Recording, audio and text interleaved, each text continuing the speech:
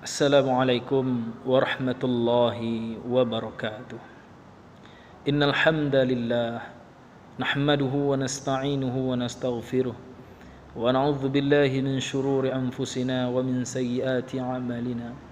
May yahdihillahu fala mudilla lahu wa man yudlil fala hadiya lahu.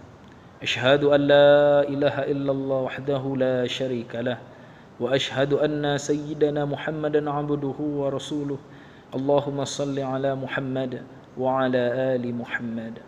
Kita bersyukur kepada Allah Subhanahu wa taala atas limpahan rahmat, nikmat, hidayah serta inayah yang Allah berikan kepada kita sehingga kita dapat masih bernafas di permukaan bumi ini.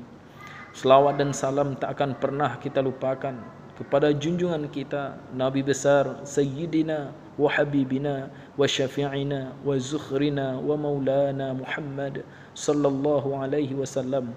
Allahumma salli ala Muhammad wa ala ali Muhammad. Bapak Ibu jamaah pendengar yang dimuliakan oleh Allah Subhanahu wa taala. Musibah yang menimpa kita saat ini, sebagian kita tak sedikit yang resah dengan adanya peraturan-peraturan seperti lockdown, diam di rumah. Bahkan ada yang berfikiran ini adalah wabah yang begitu menakutkan. Namun ketahuilah hadirin pendengar dimanapun kita berada, wabah ini, penyakit seperti ini, kecemasan seperti ini sudah berlalu pada umat-umat yang terdahulu. Oleh karena itu perlu kiranya kita kembali membaca kisah, meneladani kisah, kembali melihat sirah perjalanan umat-umat terdahulu, bagaimana cara menghadapi musibah yang Allah berikan kepada kita seperti ini. Allah Subhanahu wa taala berfirman, A'udzu billahi minasyaitonir rajim. Bismillahirrahmanirrahim. Kadzalika naqussu 'alaika min anba'i ma qad sabaqa wa qad atainaka min ladunka dzikra. Demikianlah kami kisahkan kepadamu Muhammad sebagian kisah umat yang telah lalu agar hatimu menjadi tenang, dan sesungguhnya telah kami berikan kepadamu dari sisi kami suatu peringatan, yaitunya Al-Quran. Untuk menenangkan hati ini perlu kita meneladani, membaca kembali sirah bagaimana umat-umat terdahulu yang telah menghadapi wabah berbagai bentuk penyakit.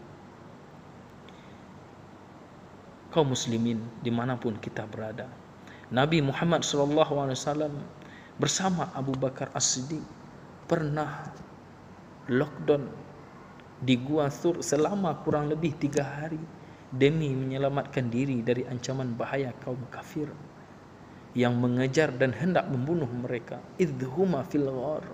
Di masa sulit dan mencekam itulah Abu Bakar As-Siddiq mengalami kegoncangan jiwa, beritu rasa takut dan cemas akan keselamatan mereka.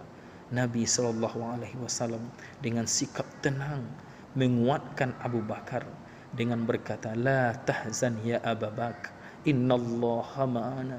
Jangan anda merasa cemas karena Allah bersama kita. Seketika itu pula Allah Subhanahu wa taala menurunkan ketenangan ke dalam hati mereka hingga hilanglah rasa takut dan cemas selama dalam masa persembunyian itu. Fa anzalallahu sakinatahu alaihi. Quran surah At-Taubah ayat 40. Saat Nabi Yusuf lockdown di dalam penjara demi menghindari bahaya virus yang jauh lebih mematikan dari corona ini, yaitu godaan dan bujuk rayu para wanita. Apa yang dikatakan oleh Nabiullah Yusuf ketika berada dalam penjara? As-sijnu ahabbu ilayya mimma yad'unani ilaihi.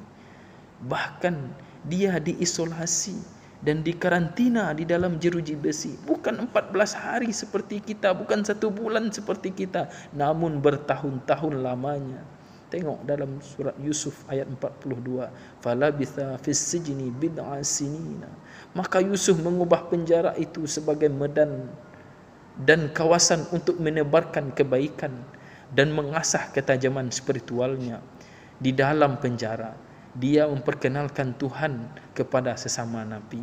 Ya sahibai sijni a'arbabum mutafarriquna khairun amillahil wahidul qahhar. Rujuklah surat Yusuf ayat 39.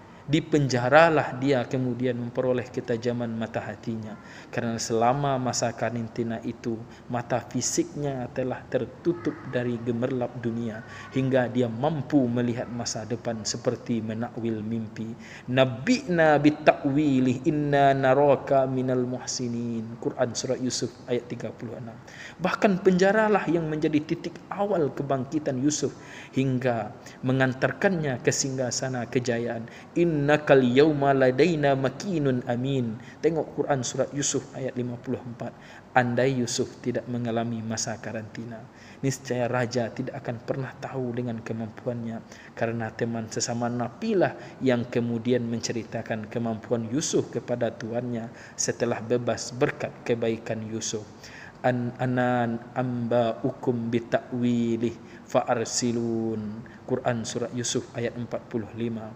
Nabi Musa juga ikut lockdown selama 40 malam di Bukit Tursina, walaupun dengan alasan dan tujuan yang berbeda dengan pendahulunya Nabiullah Ibrahim, namun tetap menghasilkan buah yang sama, yaitu kecerahan hati dan ketajaman spiritual.